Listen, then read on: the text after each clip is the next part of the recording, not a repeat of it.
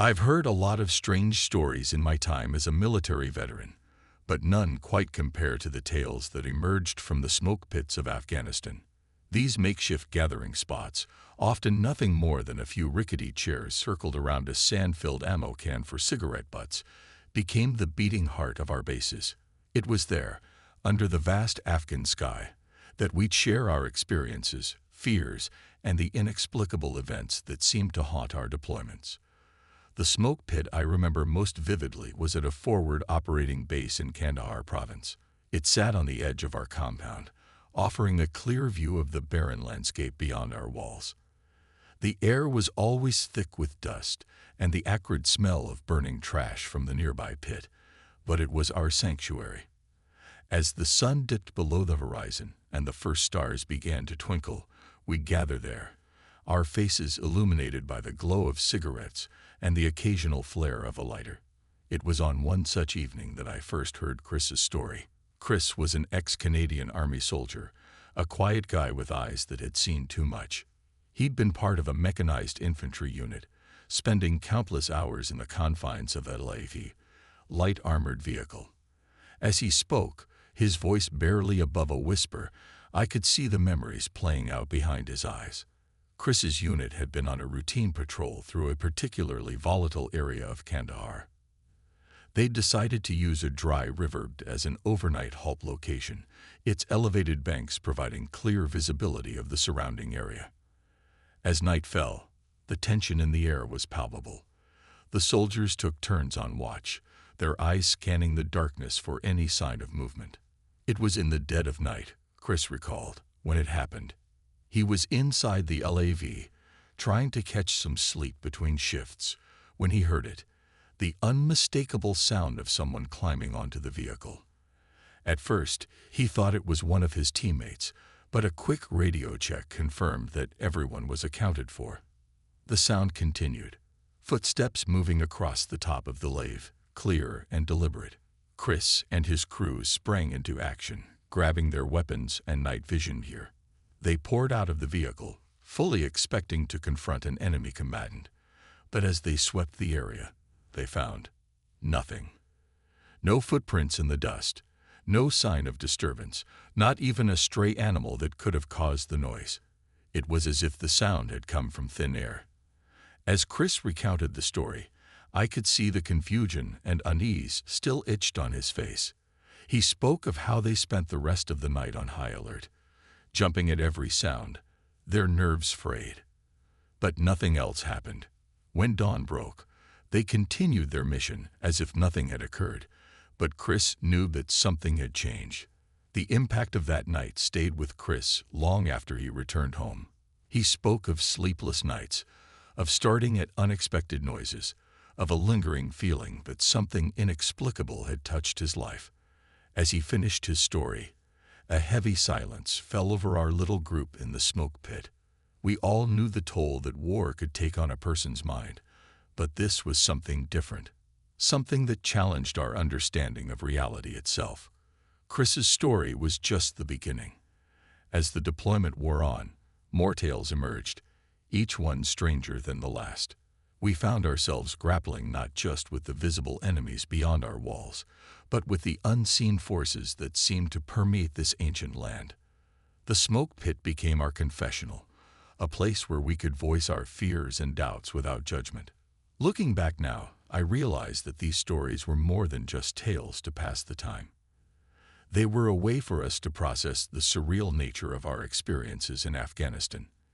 In a place where death lurked around every corner, where the line between friend and foe was often blurred, perhaps it wasn't so strange to believe that the veil between our world and something beyond had grown thin.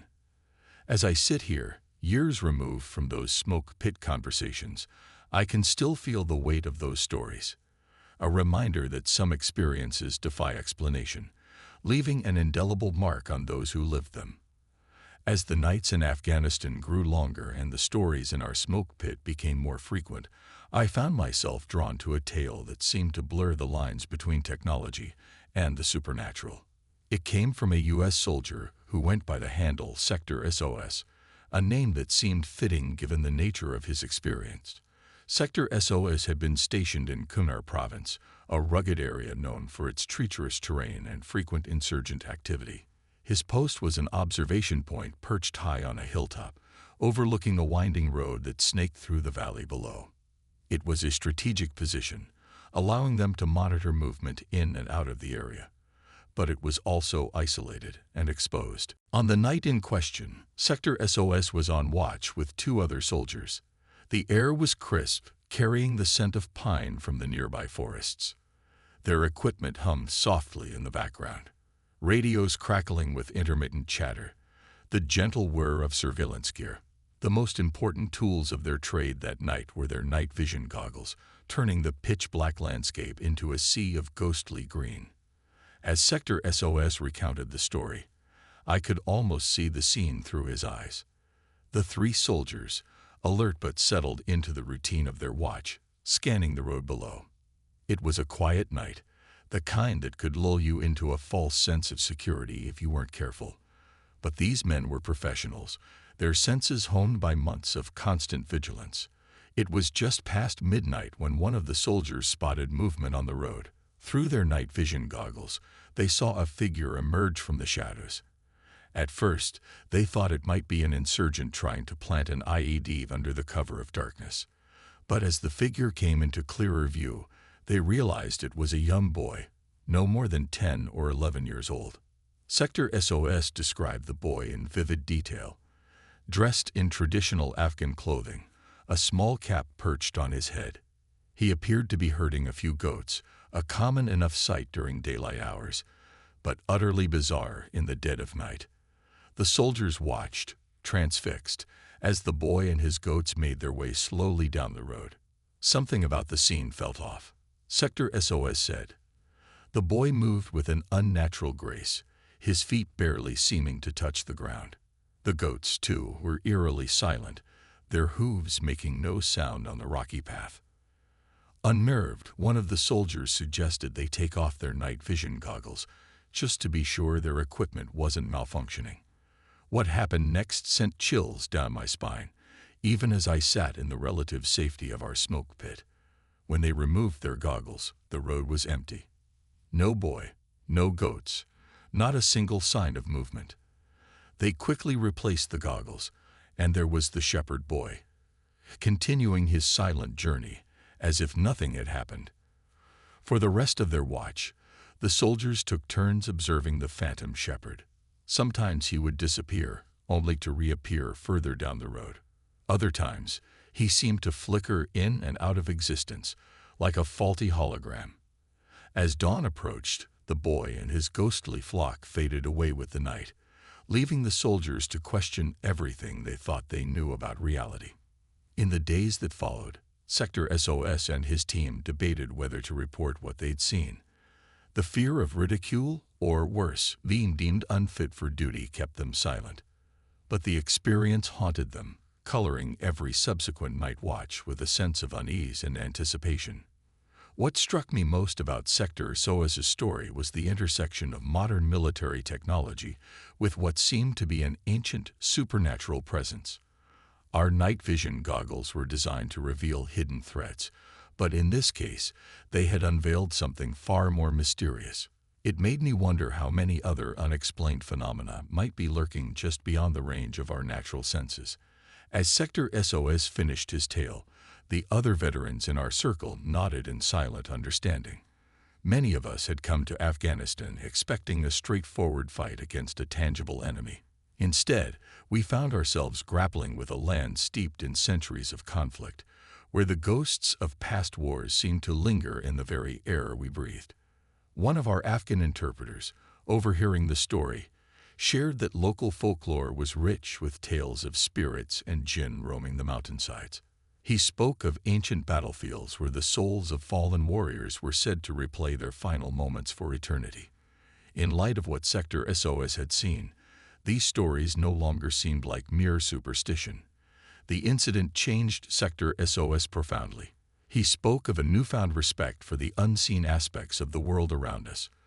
The war, he said, was no longer just about territory and ideology. It had become a confrontation with the unknown, a battle fought not just on the physical plane but in the realm of the spirit as well. As I listened to Sector SOS and watched the reactions of my fellow soldiers, I realized that these supernatural encounters were more than just scary stories. They were a testament to the complex, often inexplicable nature of our experiences in Afghanistan. In a war where the lines between friend and foe, real and unreal, were constantly shifting, perhaps it was only natural that we would find ourselves face to face with the impossible. The smoke from our cigarettes curled up into the night sky, carrying with it the weight of Sector SOS's story. As we sat in contemplative silence, I couldn't help but wonder what other mysteries lay hidden in the shadows of this ancient land, waiting to be revealed by the green glow of our night vision goggles. As the smoke from our cigarettes drifted away, carrying with it the echoes of Chris's and Sector SOS's stories, a palpable tension settled over our group. It was then that Uriah Stephenhagen, a U.S. Marine with a 1,000-yard stare, cleared his throat. His story, he said, took place at Camp Dwyer in Helmand Province, and it made the hair on the back of my neck stand up. Camp Dwyer was a sprawling base, a city of sand-colored tents and prefab buildings rising from the desert like a mirage. Uriah had been stationed there in the early 2010s, a time when the war effort was at its peak. The camp was a hive of activity, with helicopters constantly coming and going, and convoys rolling out into the dusty beyond. Uriah's post was at a place called Hotel, a guard position near the edge of the camp. It was an unremarkable spot, save for one detail: a damaged HESCO barrier that stood as a grim reminder of a recent tragedy. 2 Afghan National Army soldiers had died there when their truck crashed into the barrier. The incident had cast a somber pall over that section of the camp, and Uriah swore the air always felt heavier around Hotel. It was on a moonless night, Uriah recalled, when he first saw them. He was on watch, his eyes scanning the perimeter, when movement caught his attention. At first, he thought it was just fatigue playing tricks on him. But as he focused, he saw 2 shadow figures moving near the damaged HESCO barrier. They weren't just dark shapes in the night. They seemed to absorb the ambient light around them, creating voids in the darkness. Uriah described how he immediately called for his partner, Williams, to confirm what he was seeing. Together, they watched as the shadows moved in ways that defied natural explanation. They didn't walk so much as glide, and their forms seemed to shift and waver like smoke in the wind. Uriah, his voice barely above a whisper, told us how he'd raised his rifle and switched on the tactical light, fully expecting the figures to vanish. But they didn't. The shadows remained, seemingly unaffected by the bright beam. If anything, Uriah said, they became more distinct. He could make out vaguely humanoid shapes, but with proportions that were just wrong. Too tall, too thin, with limbs that bent at impossible angles. As he and Williams watched, frozen in a mix of fascination and terror, the shadows slowly retreated, melting into the darkness beyond the camp's lights. The incident shook Uriah and Williams to their core. They debated whether to report it, but fear of ridicule or worse, being removed from duty, kept them silent. Instead, they agreed to keep a close eye on the area around Hotel, half hoping and half dreading to see the shadows again. Their vigilance was soon rewarded, or perhaps punished, with more inexplicable events. Uriah spoke of nights filled with strange noises, scraping sounds that seemed to come from inside the walls of their guard post, whispers in a language neither of them recognized. And once, a blood-curdling scream that echoed across the camp, but somehow went unheard by anyone else. As Uriah continued his tale, he mentioned his friend Kyle, another Marine who had his own encounter with the supernatural at Camp Dwyer. Kyle had been on patrol near the camp's perimeter when he saw something that defied explanation. A dust devil, common enough in the Afghan desert, had formed on a nearby road. But as Kyle watched, the swirling dust began to take shape, forming into a distinctly human-like figure. Kyle described the dust figure to Uriah in vivid detail, how it seemed to solidify, gaining definition until it looked almost like a person made of sand. The figure walked across the road with purpose, its movements unnaturally smooth. As it reached the other side, it simply disintegrated, the dust dispersing on the wind as if it had never been there at all. These experiences, Uriah said, became a near-nightly occurrence at Camp Dwyer. The Marines stationed there began to trade stories in hushed tones, each account adding to a growing tapestry of supernatural encounters. Some spoke of seeing faces in the swirling sandstorms that frequently engulfed the camp. Others reported hearing phantom footsteps following them on solo patrols, always stopping when they turned to look. The constant exposure to these unexplained phenomena began to take its toll on the Marines. Uriah described a growing sense of unease that permeated Camp Dwyer. Men who had faced Taliban fighters without flinching now jumped at shadows. The night watch, once considered a boring but necessary duty, became a dreaded assignment, with soldiers drawing straws to see who would man the lonely guard posts. As I listened to Uriah's account, I couldn't help but draw parallels to the stories we'd heard from Chris and Sector SOS. Each tale spoke of encounters that challenged our understanding of reality, experiences that couldn't be explained away by the stress of combat or the tricks of light and shadow in the Afghan night. What struck me most was the shared nature of these experiences. These weren't isolated incidents that could be dismissed as the product of an overactive imagination. Multiple witnesses had corroborated each event, lending a chilling credibility to the accounts. It seemed that the longer we stayed in Afghanistan, the more the boundary between our world and something else began to blur. Uriah's voice grew hoarse as he neared the end of his story, the weight of his experiences evident in every word. He spoke of the lasting impact these encounters had on him and his fellow Marines. Even after returning home, many of them struggled with what they had seen and heard at Camp Dwyer. The shadows of Afghanistan, it seemed, had followed them across the ocean. As Uriah fell silent, the smoke pit was filled with a heavy quiet. Each of us was lost in thought, processing the implications of what we'd heard. The war in Afghanistan had changed us all, but these stories suggested a transformation far beyond what any of us had anticipated when we first set foot in this ancient land. Little did we know, the most chilling tale was yet to come. As the embers of our cigarettes faded and the night grew deeper, Uriah Stephenhaden leaned forward, his eyes reflecting the dim light of our makeshift smoke pit. The tension in the air was palpable as he began to recount the most harrowing night of his deployment, a night that would forever change his perception of reality and the nature of the war we were fighting. It was a moonless night at Camp Dwyer, the kind of darkness that seems to swallow everything whole. Uriah and his partner Williams were assigned to Post Hotel, the same spot near the damaged Hesco barrier where they had first encountered the shadow figures. The memory of those unnatural forms still fresh in their minds, both Marines approached their duty with a mix of dread and determination. As they settled into their watch, the usual sounds of the camp, the distant hum of generators, the occasional bark of orders, seemed muffled as if the very air was holding its breath. Uriah described how he and Williams kept their eyes trained on the perimeter, their hands never far from their weapons. The night vision goggles they wore turned the world into a sea of ghostly green, every shadow a potential threat.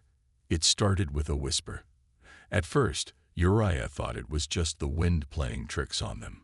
But as the sound grew louder, he realized it was unlike anything he'd ever heard before. It was a language, he said, but not one he recognized.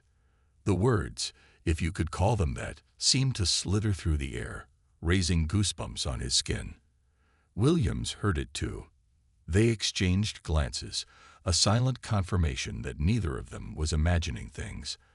As they scanned the area, the whispers intensified, seeming to come from everywhere and nowhere at once. And then, just as suddenly as it had started, the sound ceased, leaving behind a silence so profound it was almost deafening. But the night was far from over. Uriah recounted how, moments later, they heard a new sound, footsteps, heavy and deliberate, approaching their post. Both Marines raised their weapons, ready to challenge whoever was approaching after hours. But as the footsteps drew nearer, they realized something was off. The sound wasn't coming from the ground. It was coming from above them. With a shared look of disbelief, Uriah and Williams tilted their heads back, their night vision goggles revealing the impossible. A figure was walking across the ceiling of their guard post, its movements as natural as if it were strolling down a sidewalk. Uriah's voice trembled as he described the figure. Humanoid but wrong, its limbs too long, its head misshapen. For what felt like an eternity, they watched as the figure paced back and forth overhead. Neither Marine dared to speak or move, fear rooting them to the spot. And then, without warning, the entity dropped from the ceiling, landing between them with a thud that shook the entire structure. In that moment, Uriah said, time seemed to stand still. He could see every detail of the thing that stood before them. Its skin, if you could call it that, seemed to shift and ripple like sand in the wind. Its eyes, deep hollows in its face, seemed to bore into his very soul. And then, as quickly as it had appeared, it was gone, dissolving into a cloud of dust that swirled around them before dissipating into the night air. Shaken to their core, Uriah and Williams spent the rest of their watch in a state of hyper-alertness, jumping at every sound and shadow. But the night had one final horror in store for them.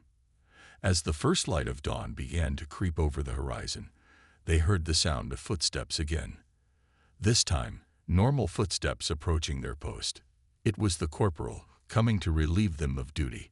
But as he drew near, Williams let out a strangled gasp. Following close behind the corporal was another figure, tall, impossibly thin, its movements fluid and unnatural. Uriah watched in horror as Williams tried to warn the corporal, his words coming out in a panicked jumble.